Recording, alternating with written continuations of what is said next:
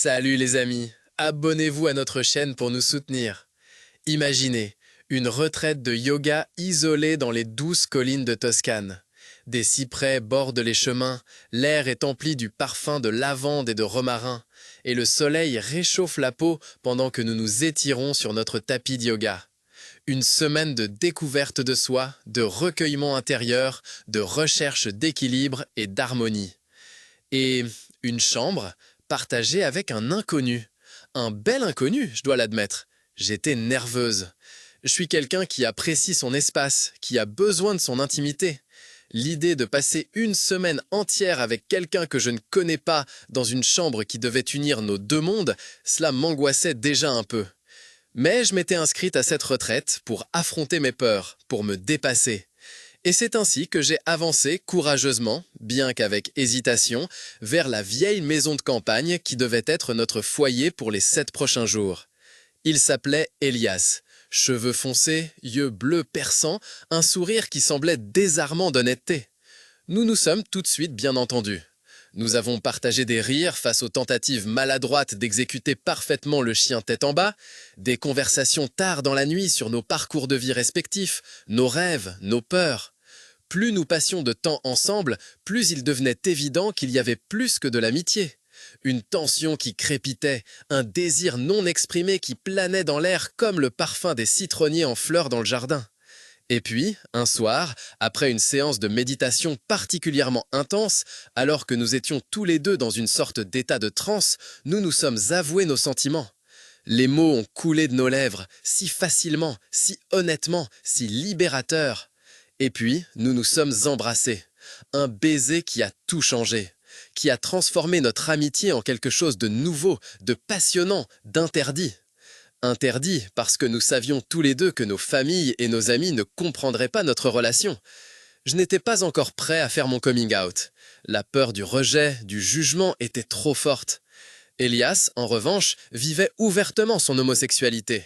Il comprenait mes angoisses, mais il m'encourageait aussi, doucement, à les affronter. Cette semaine en Toscane était plus qu'une simple retraite de yoga. C'était un voyage de découverte de soi, d'acceptation, d'amour. Et c'était aussi un voyage dans l'histoire, car, à mesure que nous nous rapprochions, Elias me parlait de la longue et souvent douloureuse histoire de l'homosexualité. Il parlait des Grecs et des Romains de l'Antiquité, où les relations homosexuelles existaient certes, mais s'écartaient souvent de la norme sociale. De Platon, qui dans ses écrits idéalisait l'amour homoérotique comme une forme supérieure d'amour. De l'empereur Néron, qui aurait été marié à des hommes. Mais il parlait aussi des aspects sombres, de la persécution et de la discrimination que les homosexuels ont dû subir au cours de l'histoire. Elias a parlé de l'Europe médiévale, où l'homosexualité était considérée comme un péché et un crime, puni par le bannissement, la torture et la mort. De la chasse aux sorcières, où non seulement les femmes, mais aussi les hommes soupçonnés d'homosexualité étaient brûlés sur le bûcher. Des codes et signes secrets que les homosexuels ont développés pour se reconnaître et s'entraider dans un environnement hostile. Il a parlé des Lumières et de la Révolution française, qui ont certes conduit à une certaine libéralisation, mais où l'homosexualité est restée criminalisée. Des premiers militants courageux qui se sont engagés pour les droits des homosexuels, comme Karl Heinrich Ulrichs, un juriste allemand qui, dans les années 1860, s'est publiquement prononcé pour la dépénalisation de l'homosexualité. Elias a parlé du tristement célèbre paragraphe 175 du Code pénal allemand, qui a puni les actes sexuels entre hommes de 1872 à 1969. Des camps de concentration des nationaux-socialistes, où les homosexuels étaient marqués d'un triangle rose et systématiquement persécutés et assassinés.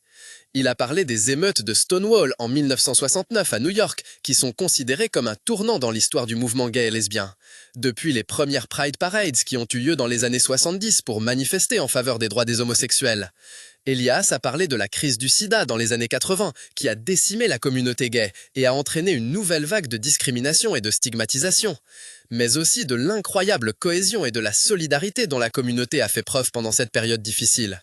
Elias a parlé des succès du mouvement gay et lesbien au cours des dernières décennies, de l'introduction du mariage homosexuel dans de nombreux pays, de l'acceptation croissante de l'homosexualité dans la société. Mais il a également souligné que le combat n'est pas encore terminé, que l'homophobie et la discrimination restent une réalité dans de nombreuses régions du monde, mais aussi dans notre propre société. À travers les histoires d'Elias, j'ai compris que notre amour, notre relation, n'était pas seulement quelque chose de personnel. Elle faisait partie d'une longue et riche histoire, d'une lutte pour l'égalité et l'acceptation. Elle était un signe d'espoir et de progrès. Quand je suis rentré chez moi après cette semaine en Toscane, j'étais une personne différente. J'avais surmonté mes peurs, j'avais trouvé mon amour et j'avais découvert l'histoire de l'homosexualité. Et j'étais prêt à faire mon coming out. Pour moi-même, pour Elias et pour tous ceux qui se sont battus avant moi. Ce n'était pas facile. Il y a eu des larmes, il y a eu des disputes, il y a eu du rejet. Mais il y a eu aussi du soutien, de l'amour et de l'acceptation.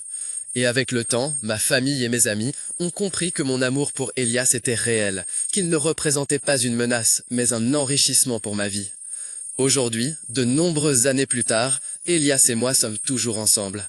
Nous nous sommes mariés, nous avons une maison, nous avons une famille. Et nous sommes reconnaissants pour chaque jour que nous pouvons passer ensemble. Nous savons que notre amour est un cadeau que nous ne tenons pas pour acquis. Et nous savons que nous faisons partie d'une histoire plus grande, une histoire d'amour, de lutte et d'espoir. Et je suis fier d'en faire partie.